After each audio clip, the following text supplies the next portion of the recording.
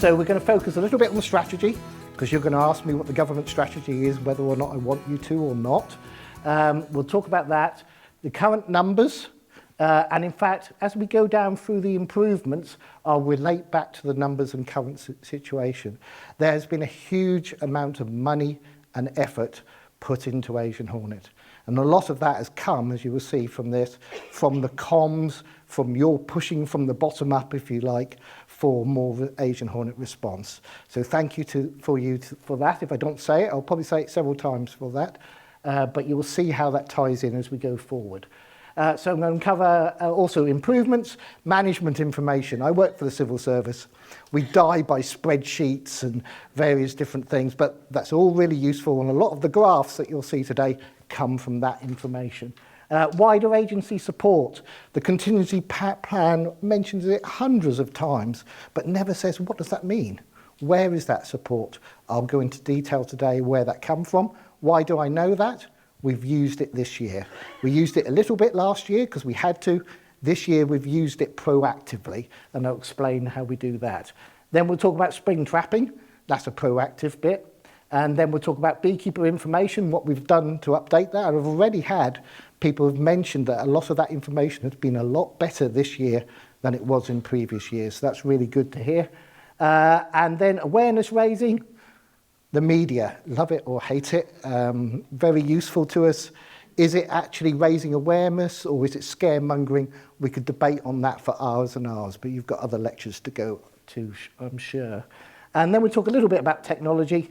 And then the bit you've come for, which I've left to last, is the summary and DNA analysis. You're not going to get all the DNA analysis, and why is that? It's ongoing. I can tell you where we are currently, but I will make that with a proviso every single line that could change. And then we'll talk about any other business. I've been asked to do a little bit about hive count at the end. Strategy, same slide as last year. I don't apologise for that. I've just used a bigger typeset down the bottom. If you like, increase the font in an important bit. So to work together with stakeholders to prevent establishment is stated in the contingency plan, and that's very much the case, and that is growing and growing. It's a government-led and funded response. That's different to many other countries who haven't done it that way. Funded by Defra, and then I'm going to run through this quickly, but this will be pulled out a little bit, teased apart as I go forward in the talk. The lead gathering and triaging is done by UK CEH, an arm's length body. The track and trace is done by our inspectors, who usually in this room are out the back. Are they out the back today? I can't actually see that far back, but they'll be downstairs, if not manning the stand, and you can talk to them later. And then destruction by a wildlife team, and they use chemical destruction, which I'm not going to talk about today because we've done that in previous talks. But I do have a slide if anyone asks me at the end. And then the science, and the science is huge. They do the confirmation of identification. We have to do that. We have to get every sample confirmed in the lab as a government body. Can't just say it's an Asian hornet, because it would be wrong, as we'll talk about later on. The analysis of the nests, DNA analysis, and then the growing involvement of wider APHA and stakeholders. Half of that is government, half of that is you. Okay. So, we talked about this in length last year. You've seen these on every magazine over the last year or so. 72 nests in 56 locations. No evidence of an established population. Very few were linked together at all. Very much a southeast bent to it, if you like. Why is that? Closest point to France. We could have lots of discussion on that, and I'll have a slide on it towards the end once we've covered this year. This year, what we've had? Well, even more so.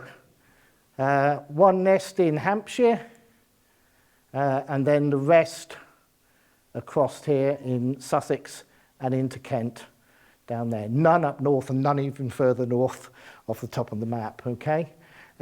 Closest point to France, right, just here.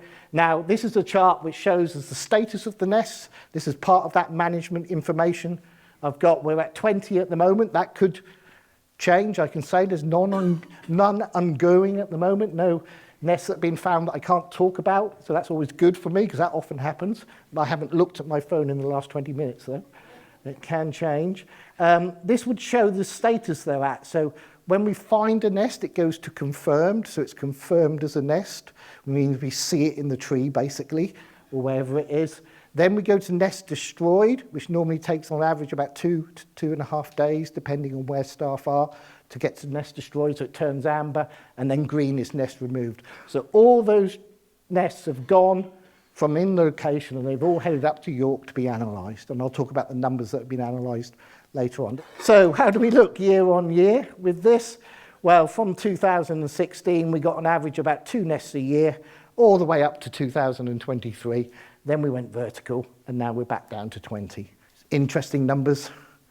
Is that weather related? Certainly a factor. Is it to do with the population in France? Definitely a factor. And we'll go into more detail later on as well. Break this down a bit further. So month by month, when do we get the peaks? Well, this is just due to biology. So primary or embryo nests, the embryo nest can be found very early in April, May time. Then they build up to the primaries, and then when we're going to get the peak of nests destroyed. And why are we going to get that peak later in the year? Bigger nests, more hornets, easier to spot, therefore more track and trace.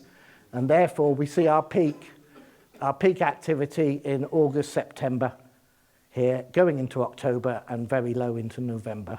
So what improvements have we made? The dreaded management information, which I live and die by. So the inspectors are out there doing all the fun stuff, chasing hornets and destroying nests, and they can tell you all those details. Go and talk to them on the stand. I sit at home looking at dots on maps, counting up numbers and reporting that into lead government department meetings and a whole range of other stuff. So I'll show you what that looks like. It's a bit sanitized for obvious reasons, but you'll see what we report. All that data feeds into this. When we get to certain numbers and size of response, we then bring in the wider agency support, which includes our contingency planning division. Now, I am the MBU's contingency planning division. I'm one person, okay? But APHA is far bigger. It deals with foot and mouth disease. It deals with all range of animal diseases and plant diseases. So it has a huge contingency planning division. We now plug into that. So now I have the support of 50 people who are very skilled in doing their jobs, and they are now supporting us in running these responses. We also have other inspectorate staff. I'll mention the numbers of that. And we bring in people from devolved governments. Why do we bring in people from Scotland, for example? We can't stop them. They want to be involved. Okay, if they want to know how to do a response, they're coming down south where we've got nests, or they're going to Jersey, and they've done both. Okay, so that's very important that we help with that training, and it helps us to get our systems all aligned and learn from each other. Spring trapping. So spring trapping's been going on in Jersey and Guernsey and other places, Channel Islands, for a long while. This last year was the first time we had evidence that it would be necessary, that queens may have overwintered. So we've done 12 weeks of spring trapping, and I'll go into the details on that. We've done loads of updating on bee-based pages, increased awareness raising, sightings and triaging, lots of improvements on that. That sort of go unknown in the background, but we're dealing with huge numbers, so the process on that has to be really, really smart. And then close working with Asian hornet teams. That's working with you. That's really key. The response is not handed over, it's still an eradication, but we still need your help on the ground because you know the local environment. And also you can do a lot of monitoring around what we're doing if we work together. Right, so management information. Super little chart I get on my computer. I watch it every day, and some days you can watch these numbers going up. The red, amber and green turn up on this. This is the status as about now. So I can watch, it's all real time live from the field. When they find a sighting or they find a nest, the numbers change on this. So all the senior management all the way up are looking at the same bit of information all through Defra. And then we have all the other management stuff on how many welfare vans. Welfare vans is just a big van with a toilet in the back of it and somewhere to plug your kettle in. Okay, very essential when you're in the middle of a field and you don't want people carting 2 miles to the pub and you want them working as hard as you can. Okay, and then we have FOBs, which are forward operating bases. So we had one FOB, if you like, in per county-ish. So we'd have one in Kent last year when the outbreak gets big enough. And that's just an office base, normally already an APHA office, where we base a few people to help with all the paperwork and logistics that go in and take the samples in, for example. Wider agency support. I struggled with this because we have copious books on what the agency does, and I've tried to distill it down to what's useful to you. These are where the agency sites are across the country. So any of those dots could be used as a FOB, for example. They all have contingency rooms or various different floors we can kick people out of if necessary and take over if we need it. We have over 3,000 employees. That's going up all the time. Within, you know, we've got a huge research, we've got Weybridge down the road that employs hundreds of scientists, but within all of that, we've got the Service Delivery Directorate, of which I'm a part, and all the inspectors are a part, and that's about 1,900 people, of which 450 are field inspectors, and they are effectively available to us. If it's deemed by government necessary, we can take plant inspectors or animal inspectors and bring them into our response. Now, we're not going to be able to do that when foot and mouth is going on or something like that. It's going to work the other way. But this year we used that in reality, and it's been very useful to us. Where do they come from? The wildlife team. We've talked about non-native species before, and wildlife team. There's about 7 or 8 of the wildlife team available to us. The non-native species team, there's a management team of 3, and then there's 17 inspectors, and that's new. That wasn't in place 2 years ago. That has changed because of all the other work that's going on, and they very much have taken part in our response this year. And then plant health and seas, which is huge. So you've got all the guys at the ports, all the guys that inspect every plant consignment that comes in from Europe, tulips, whatever it may be, and do all the potato inspections, all the rest of it. And they're spread all over the country. And then there's animal health. They're probably the last ones to get called in because they're dealing with things like blue tongue at the moment and the rest of it, but they are all available to us as deemed necessary. And then we got CPD. As I said, about 50 people. Where have they helped us? Last year, CPD, Contingency Planning Division, apologies, my shorthand, outbreak resourcing, we took 6 inspectors off the ground and used them to help with resourcing during that huge 72 nests. That was a waste of resource, it's all we had. Now we're using that team, that central team who are experienced at ringing people up and coercing them into being involved in Asian hornet, and they deal with all the hotel booking and everything in the background. So that's absolutely fabulous and saved us a huge amount of resource. I've mentioned forward operating bases, admin support, where they have a whole admin support team that we can bring people in from. At the moment, we're going through lessons identified. Where do all these improvements come from? They come from lessons identified. So we have a huge lessons identified scheme where we list each problem, turn it into a lesson, and then turn it into an action from that. And it's all assigned to people, a lot to me, when it relates to Asian hornet, and then we actually carry that out all with timelines recorded. And then exercising. We haven't bothered with Asian hornet exercising very much. Why is that? We don't need to. We're doing it for real every year. Okay, so spring trapping. You saw this previously when I did the early talk in, I think about March, where our risk points were, and these were the nests that were suspected of getting to the point of producing sexual stages, or where we had unallocated hornets and therefore a risk. So obviously there was up north, there was down in Plymouth, and then there's the huge Kent and Sussex clusters down there. So what did we do? We assigned grids around those areas. Now you can see on here, so this was the assignment. All the nests are green dots on here, not just the ones that were risk points, but the risk point ones generated this grid. So it's all within 5 km of that risk point.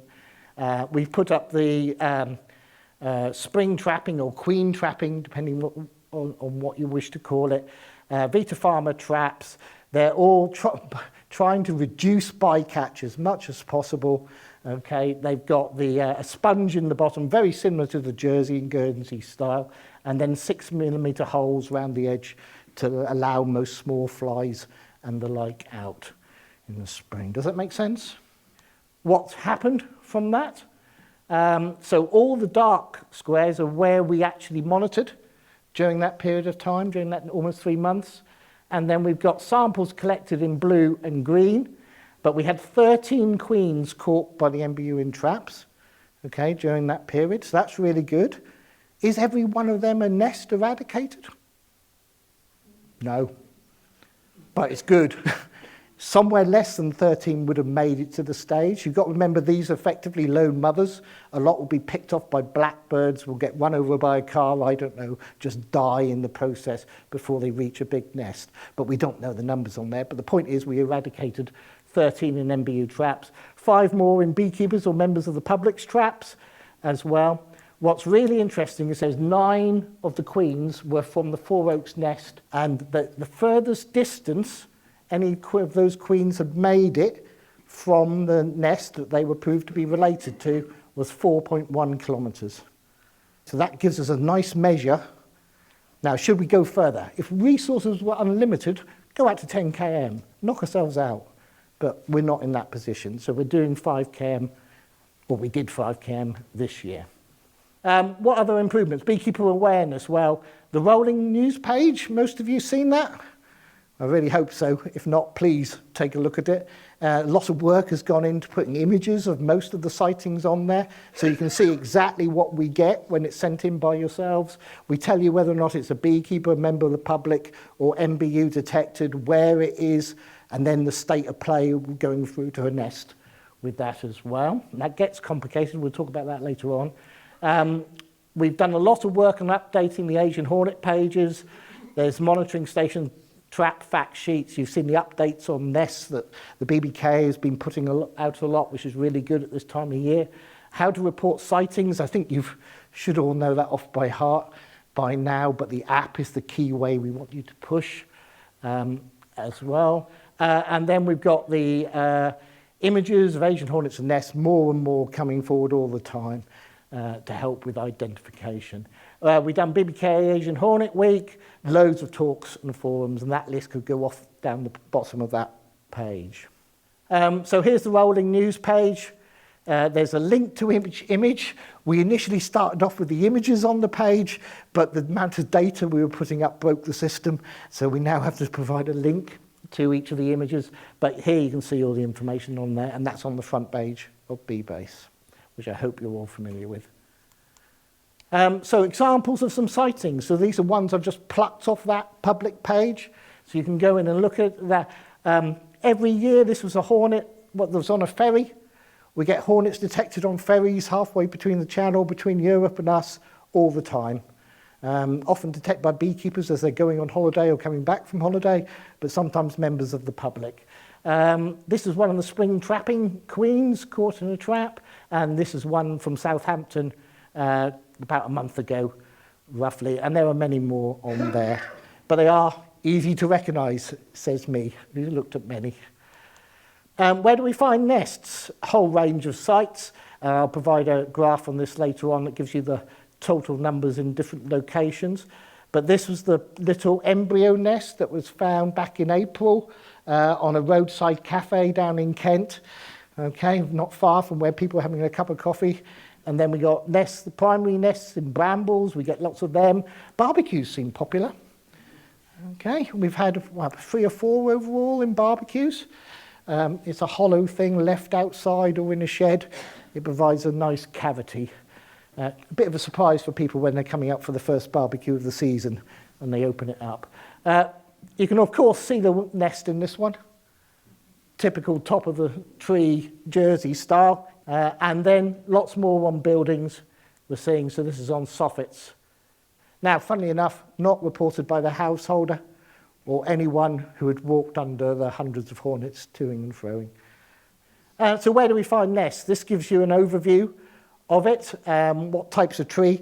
I'm at the mercy of the ID skills of the bee inspectors in tree ID at this point. So let's assume they're 100% correct in what they've put up here, but that's what comes through my spreadsheets. So on the left here, we got buildings. So we got the embryo nest at the bottom here. And then we've had one primary nest on a building, we've had one secondary nest on a building, and then we've had a tertiary on a building. Anyone know what I mean by tertiary?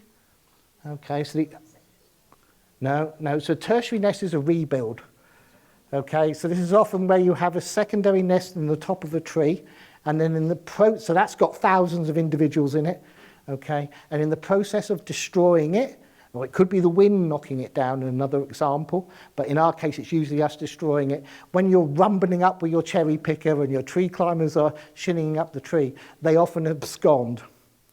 They abscond with the queen, and then they could rebuild another nest. We destroy and remove that nest from there, but they can rebuild it. They usually rebuild it very, very close. Okay, so that rebuild is currently being analysed at the moment, and hopefully the genetics will come back and prove it is from the primary and secondary that was within 100 metres. Does that make sense? Okay. Then we've got all the orange here are primaries in various different locations. So we've got barbecues, we've got gorse or small shrubs, and we've got brambles. So 3 in brambles. So they're all clearly primaries. And then the rest, 3 in sycamores, and then 1 each in poplars, ash, lime, eared sallow, alders, plums and conifers. So what trees do they prefer? It's really what's around in their area, okay? It's what's available to them. Other things we've done is we've improved our nest map on BBase. So you now have, that's available to you just on the map layer where you all go to see how close foul brood is to you. I hope. Deathly silence. But you can go on there, and one of the layers is Asian hornet nests.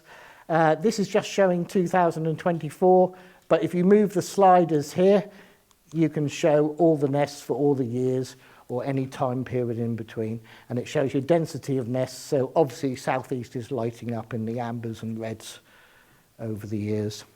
Public awareness, huge amount of work by the BBKA, by us, by many departments, and including by Plant Health, which is part of APHA. And they did RHS Chelsea this year. When I said they, it involved an awful lot of us as well. I helped in the preparation of it, as did many others inspectors in this room. It was gold medal winning. We had people all through the stand for about 3 or 4 days on it. It was featured on BBC News, etc., etc., etc. I saw more pictures of European hornets on phones in one day than I have in years previously. Every single one was an Asian hornet until we had a chat about it, and none were an Asian hornet. But is that good to raise that awareness? Absolutely, and it's just part of a suite of things. BBK, what Kristen and colleagues have done is absolutely superb. You've raised awareness. This is a Hampshire event here. This is one down the southeast as well. There were just loads going on, raising awareness. The more, I really want that across the whole country. The more the merrier, but we do have to be aware of that scaremongering word to a small degree. Talking about scaremongering, the media. We've done a lot through Defra Press Office. So very early on in the early summer, instead of getting hit by request after request from every BBC, every different thing to come out with us, we pulled them all into a couple of days and got them to see a destruction process in the early days when it wasn't important that the inspectors were being tied up in herding media people around someone's garden. Okay, so that was done in all one sort of, well, I want to say 1 or 2 days, but it took weeks of preparation. And BBC, Channel 5, Daily Express, everybody was involved in it, and here's one of the consequences.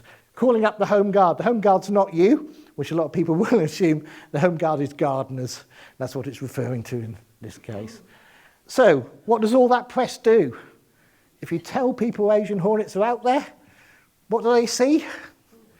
Asian hornets everywhere, okay? So, huge numbers of sightings this year. We're up to total here of 28,000 by the end of September 2024. You can read the numbers there. Vast increase. Why the vast increase? All that press activity. How many of them are real? Quickly, read to the bottom. Only 50 have been confirmed as Asian hornet. Okay, this has had a huge consequence on UK CEH. You know, there are one or two people looking through all those images and reports. So the consequence of that is a very small line down the bottom. Photos are now required to verify reports. If you say, I've seen an Asian hornet, all you're going to get is a very polite email back telling you to contact your local AHAT, look at this website, send us a photo. Okay, and there's a whole range of those emails that automatically go out. If you send in a photo, one or two things will come back. Thank you very much for your photo of the European hornet. Or, it's an Asian hornet, someone's knocking on your door now. But we had 50. Okay, now we had 50 in 20 nests. That's quite interesting in itself. Usually, the number of sightings we have is closer to the number of nests. So you get one sighting, we find one nest. Okay, why is it higher this year? And I've given you a clue, you should get half of it already. More wrens, spring trapping. Spring trapping got a good number of them. But also, when we actually start doing a response, you are in that more awareness in an area, down in Kent, for example, all the AHATs are going out and putting traps up. So we're getting 3 or 4 hornets per nest reported. And when we look at the genetics, they are coming all from that same nest. Okay, and that's really important. So every single hornet is checked to see if there's any gaps. And that's the work that's ongoing at the moment.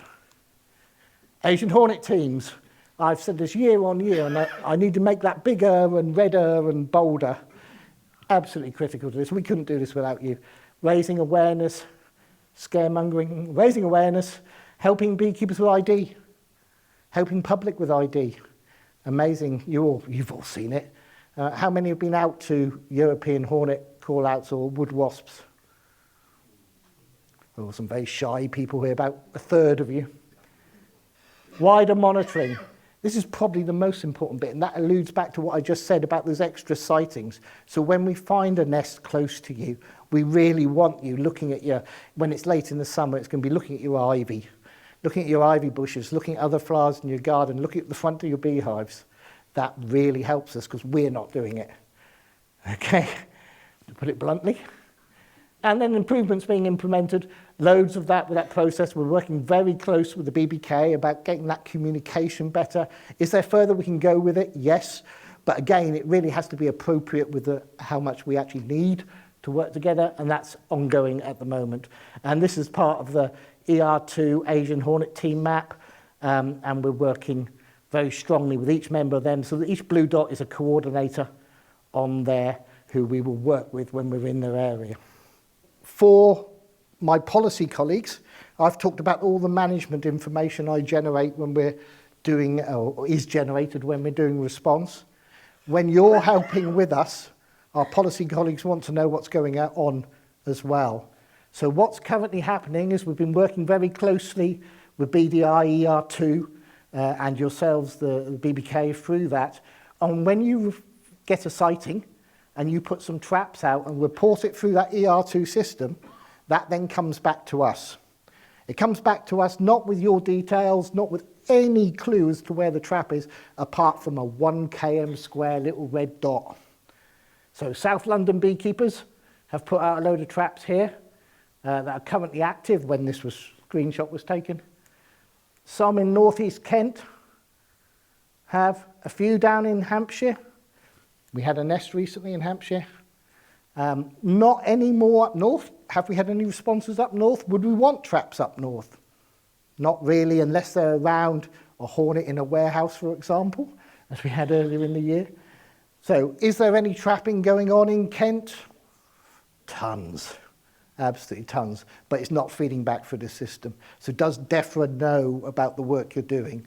No, it doesn't, because you aren't using the ER2 system. Now, part of this is new.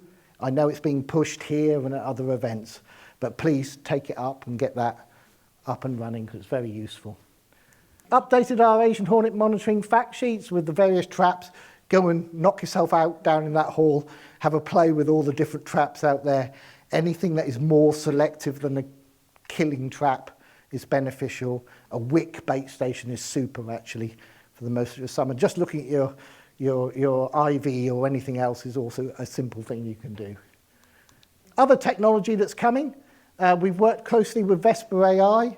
We have 10 of them in the field at the moment, 9 because one is heading here and going to be on our stand. We got Thomas O'Shea Weller talking at this as well about how this product is going on. Are they up and ready to go? No, but they're all moving forward. So these are remote cameras that can basically be left set up in the situation and take a photograph and then use AI to positively identify. What do they do for us? They replace an AHAT, they replace a bee inspector. Okay, they increase that capacity. There are other companies doing it too, Pollenize as well. I don't think they're at this show, but they've certainly been around and they've given a whole load of free ones of their nest sweepers, vaporizer down into Kent. So they are getting around as well.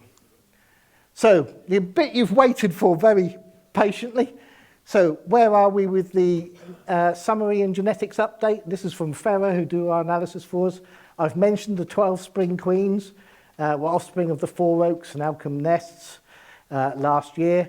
Of the 20 nests, they've analysed 11 so far, so they're halfway through. So that's a lot better than we were at this point last year because they were overwhelmed by the 72, as we all were. Really important, to date, can I repeat that? To date, no queens from any of the workers, but the whole nest, no queens from any 2024 nests are the direct offspring of any nest found in 2023. Okay, now, fingers crossed is all I can say, that continues to the end of the year. Might not really going to say. Let's just go on, if that is the case, all that's showing is that we're getting ingresses all the time from France, which we'd expect regardless of whether or not we had an ingrown population here. Okay, but that's what that's indicating. Great Maxfield, Dymchurch and Southampton nests, they are the risk points for next year because they have got to the point of producing sexual stages before they were destroyed, or they got to the point of producing drones. There's a risk they got to the point of producing gines. So if you're looking at where we should be doing spring trapping next year, it's around those locations. Okay. What's really interesting, 3 nests have been entirely triploid. Okay. This means the queen melted with 1 drone who was diploid, who was already inbred and very closely related. The good news is, I don't have to explain what that means to you. You can bring in a Fera scientist to do that next April when they have the full report. But it basically means they're an inbred population because you're coming from that population front where they can only mate with drones that are closely from related to themselves. Does that make sense? Can that change? Absolutely. One or 2 things could happen. We could have another queen come from China. That would be nightmare for the whole of Europe if that happened anywhere. Okay, more likely we could have another queen come from southern France on the back of a container, or one of you on holiday, or any of the other common means we've had previously, and come into UK and make that gene pool stronger, if you like. But that's not where we are. This is where we are currently. Right, so key points. Underlined, bold, red, still in eradication phase. I do not choose what phase we're in. That's Defra's decision, but we feed all this up to them. We're still in the eradication phase of contingency response. 20 nests, as mentioned. What do we want you to do? Raise awareness. That, it's not a complicated thing, really. That is really what we need to keep pushing that message going forward. Keep getting people to ID better. I've seen the BBK mention this hundreds of times on various posts on social media, but that is the strong message. Participate in your local Asian hornet teams. Now, this is important. Don't just scatter killing traps across the whole country, okay? We don't want to kill all innocent European hornets and wood wasps and the rest, but do monitoring as requested by your Asian hornet team coordinator or by the MBU, okay? And hopefully you'll get requested by 2 in 2 telephone calls, one after each other. That's when the system's working. And report sightings with a photograph on the Asian Hornet Watch app. So I did promise you I'd go into why guesses, if you like, just a conversation. why aren't numbers increasing year on year? Why aren't we like in mainland Europe? We have, it could be in any order here. We have the channel, physical barrier. Lots of queens die in that channel. Why can I say that? We're finding them on ferries. Okay, they're not going, oh, there's a ferry. I know that's going to go to the UK. They can't read, okay? They're just flying out and they're landing on an object that happens to be in the middle. That could be going backwards or forwards, who knows? But the important thing is lots are dying and not making it to ferries. I'll choose the weather. Has it been a good beekeeping year? That was a good grunt. No, it's been a terrible year for most, or certainly the emails I've seen. I've been all right. I'm down south a little bit, but you know, lots of people haven't. It was a late spring and an early autumn. Therefore, have the nests had that time to develop as well as they did last year. We had a super summer last year, okay, and we had an early spring and a late autumn. Hence, we had big nests and lots of them. What have I missed off here? Spring trapping, absolutely a factor, but not the be-all and end-all, but it's helped. Inbreeding, I think that's a really interesting one. There'll be more and more talks from Fera on that going forward as the data is analysed and the consequences of that. The technology used to analyse the DNA is improving. We've got PhD students working on that currently. They are going to generate loads. They're analysing samples from across Europe, so there'll be more comparisons able of those populations going forward. And then you get this year has been dead. Good old newspaper articles. And finally, a bit of an encouragement. Our hive count is going to start soon. This is crucial to getting a guesstimate. I can only call it a guesstimate. We don't have compulsory registration, but only a guesstimate of how many beehives are out there. That feeds into telling the guys above us in Defra how many, the strength of the UK population of hives. We had over 8,500 completed last year, and the hive, they do some clever maths and they get data from Ireland, Northern Ireland, and from Wales and everywhere as well. So it was 252,000. I don't know why they bother with 577. They could have rounded that up. But there's only 3 questions in it, and if you're on BBase, you should all receive that email asking you to update it in the near future, and please can you do so? I will be doing so to set a good example. Thank you to everyone. Those who have the capability to use a QR code on your phones, please send me some feedback on this feedback form that will come up on your phones, and thank you very much for listening. 2 connected questions, if I may. One is, how long are you currently believing that it takes for you to train up someone to be an effective track and trace person from your teams? And that then ties into how many, it's great you've got 450 people, but if you suddenly need them, how many of them are trained up? Because if you tell me it takes 6 months to train someone, and you know you've only got 20 people trained up, it doesn't matter if we suddenly get an inrush, you haven't got 450 people to draw on. So of the 450, how many are trained today, and how long does the training take you in the current systems you've got to actually train someone up to be effective? Really good questions. Let me answer that with some questions and then some expansion on the points. Many of you have been to Jersey, and the Jersey people count themselves in that. So Bob Hogg and Co, please. How many of you worked in Jersey? How long did it take you to learn? Basic track and trace. No, but basic track and trace to help out on a team. Couple of days. It doesn't take 6 months. So there's 2 parts to it which are really important. We're using inspectors who already have iPads, iPhones, all the equipment they need. We provide them with bee suits. We have a stock of bee suits far bigger than the MBU need for this. And by bee suits, I mean Asian hornet suits and other equipment as well. Each inspector in the MBU has 2 BB Wear Ultra suits, and then we have a separate stock on top of that. For the track and trace activity, we pair people up. Why do we do that? It's mainly health and safety. What happens if one goes into anaphylactic shock? You need somebody nearby. So, and by the nature of track and trace, you like to work close together because you're in a tight area. So what we tend to do is pair an inexperienced person with an experienced person, and they become competent very, very quickly. How long depends on how much active season they get out there. Okay, so I can't answer that. I'd have to go in and work that out. But I would say on the stand downstairs, Tom Bickerdike, he's worked with a lot of the people we brought in who had no bee experience, let alone any Asian hornet experience, and it's certainly less than a week. Okay, so I don't think it's as big an issue as you think. So the question is it available that we can so we can download it and share it with our members? Yeah, I will share that with whoever asks me. They're going to pass it around. Yeah. It's Crown copyright, which just means you have to say you got it from Nigel and it's Crown copyright. Sure. Thank you very much. Yeah. It appears that the risk of further queens coming across from Europe is there. Jersey is losing the battle. What is happening in the other European countries? Are they winning or are they losing? 2004 was when it came in. We got our first ingress in 2016. We started work on raising awareness. I joined in 2009 and I did my first talk on Asian hornet in 2010.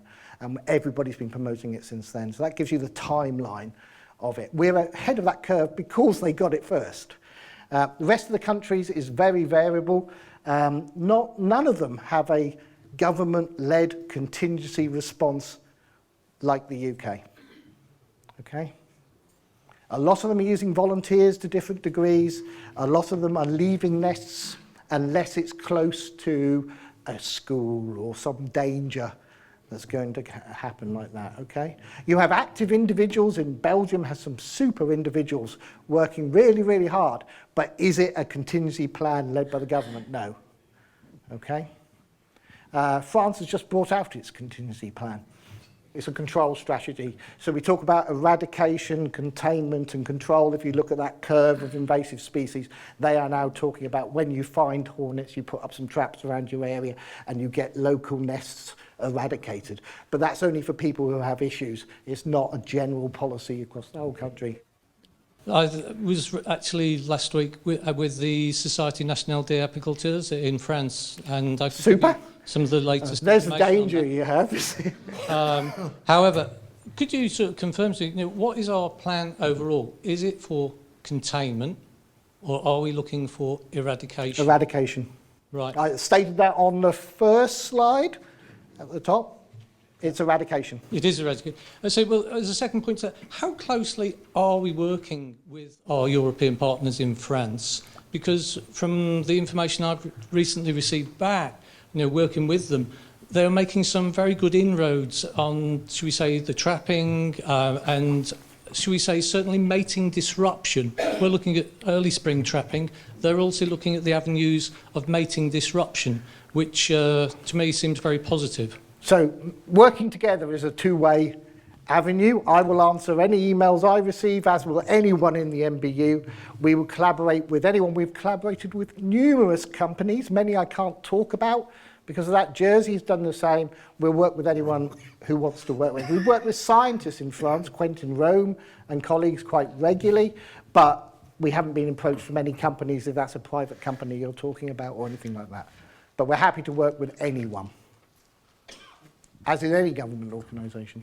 You spoke about the distribution of the nests in the southeast, the coast, the ferries. You mentioned the ferries, you mentioned the stuff coming over. Are we trapping on the ferries?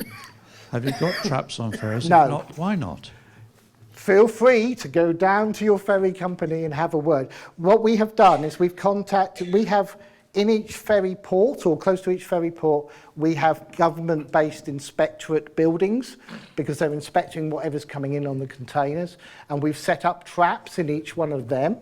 Okay, we've contacted the ferry companies, but I'm not responding. We're talking about a team of 4 or 5 managers, 60 bee inspectors. I cannot contact every individual in the UK, nor every company. To some degree, that falls to you guys to do some of that work. You talk about eradication. The Californians and the Australians, when you fly into those countries, all the aircraft or whatever are fumigated. Is there ever any plan to fumigate the I don't think we've ever had any vessels coming in from the likes of China, where you're saying it's high risk? To me, that seems a fairly So basic yes and no. That doesn't fall to the National Bee Unit at all, and that's because that's done by the Plant Health and Seeds Inspectorate, whereas most of the goods going in are at risk of bringing in many other caterpillars, whatever, for other pests, and yes, they do, depending, but I can't tell you which container and the rest of it. But that doesn't go necessarily for the rest of Europe. I noticed there's a report of a nest in America. I think it might be Georgia. Yeah. Can you confirm this? Are we going to offer the Americans our skills and our advice Okay, so... at a cost? At a cost. Government advice doesn't happen. They have been in contact with us. They've been in contact with many other people as well. They're taking advice from a whole range. I can definitely confirm it. You can go on their website and see a lovely map of where they've caught individual hornets and nests. They've got a problem. It's actually across two borders, and it's covering a huge area, and they are not got the channel. Okay, so it's likely to be established there very soon, and they're finding nests all the time. Anecdotal evidence. I have access. Oh, I love anecdotal evidence. Here we go then. I have access to a flat in Dieppe. I know the owner. So I was there last month, and I was there about the same time in 2023. In 2023, Dieppe has a wonderful middle of town Saturday market. You just needed to go down and watch the fish stalls, and particularly the mussels. They were buzzing all over the place. Yeah. The place where I was staying had a back garden with a lot of ivy, so that was another good place to see them. Yeah. So I did an awful lot of Asian hornet spotting in 2023. Nobody around the mussels last month, and we saw 2 or 3. Which suggests on this very limited anecdotal evidence that weather was probably a big influence. So the question broadening out is there any part of your watching that is watching forward for similar weather patterns? Yes. Okay, so in the background, part of what Fera Science do along with the Animal Health Inspectorate is modelling. And there's loads of modelling going on in the background. One of the problems with modelling is you need data to model. So they have modelled on the French expansion. One of the difficulties with that data is it's only data on where nests have been found, often at the end of year when they've been killed, but they've got that 80-kilometre, you've all seen the maps that show the spread across France, so we've used those models to do it. They are inputting weather data. They're also inputting in inbreeding data from what we've proved of the genetic analysis we've shown, and those models will be released as papers in the next year or two. And yes, that will be taken into consideration as part. What do they mainly show? South coast is at risk of getting hornets coming across, okay, at the moment, so it's no different to what is just logical to you, unless something different happens in France. Okay, and that is not the current situation. You've mentioned in your talk about 5 kilometres around nest sites being where we should spring trap. Yeah. So for 2025, we need to know where those nests are, and I'm sure you'll advise us. But you've just mentioned about 80-kilometre jumps. Is there a case to be made for more of monitoring, but in a sort of, I forget what we did for things like Tropilaelaps. We had more monitoring going on in advance of an insect arriving. Should we be monitoring wider, is my question. Okay, so some monitoring does happen wider. So where we have sentinel apiaries, we have been giving out across the country, I can't remember the numbers of them now, about 15 per region, so it's 15 times 8 across the country. Where we have a sentinel apiary, they have been given Asian hornet traps. So if you're using something like a wick bait station, you can do that any summer at home, because what are your damaging any bycatch with that? Absolutely zero. What we're not going to encourage is vast killing traps across the whole country, because we'd be hit rightly for all the damage that would happen to European hornet and the rest of it. So yes, we encourage what we really would like, and where our sentinel apiaries are by definition, but it doesn't mean you don't have to be a sentinel apiary. If you're close to a port and have an apiary close to a port, put up a selective trap in your apiary. If you live near a port, put up a selected trap in your garden. But that's not the whole country, that's the people near risk points. And the same goes if you're near a nest from the previous year. Does that make sense? Thank you for that, absolutely, whoever said it. Just one. Suzanne King from Burton District in the Midlands. I just wondered, seeing as how we're going to be getting Asian hornets over from France on a yearly basis now, and thank goodness you've shown us that we've not got any that have become established in the UK. How sustainable is our approach, and how likely are we going to get burnout? Ooh. Burnout of who? And those people that are dealing with it on a yearly basis at the moment. I know that the last few years, people like... It's interesting because to some degree it's similar to that gentleman's question earlier. Actually, what we do to avoid burnout is we're swapping staff around. What does that swapping staff mean? We're increasingly training more people from the wider agency all the time, so we have that bigger puddle of experienced people to gain from. We're not allowed to... There's working time directives, all sort of civil service rules that are applied to prevent burnout for all those reasons, and we do that. We put them all in place. And what about Kent BBKA? Sorry, BKA, because I think they've been working very hard over the last couple of years. I would love to be in a position to say I'm responsible for the BBKA, but I'm not. Okay, the BBKA has to be responsible. You've already done things to support. You've already given money down to Kent, and yes, you should do more. Maybe as many people should go to Kent as they go to Jersey, for example, and offer their support down there. You know, a whole range of things are possible, but yeah, that's within your remit. I'm not responsible for BBK. One comment I would make on monitoring is there's no point in putting a monitoring trap in your apiary if you only visit it once a week.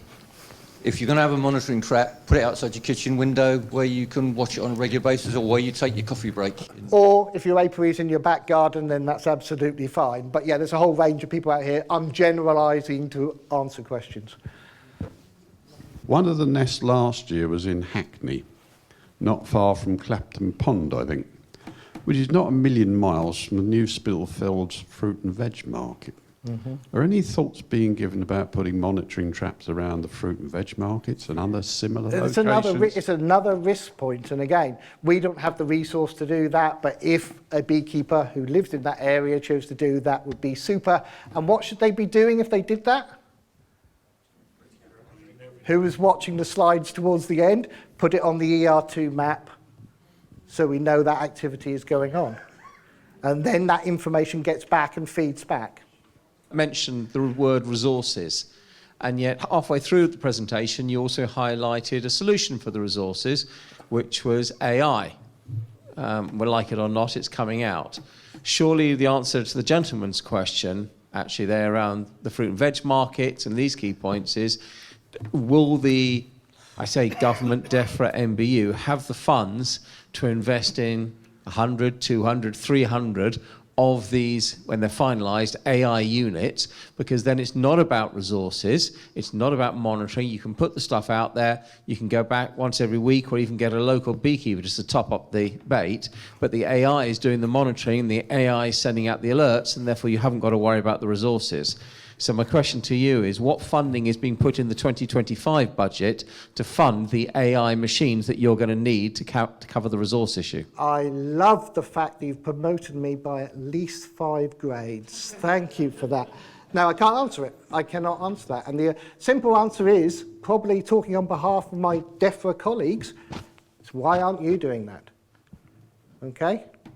You could also fund that yourselves if you think that's a risk point. Okay? Where does government money go to for other needs?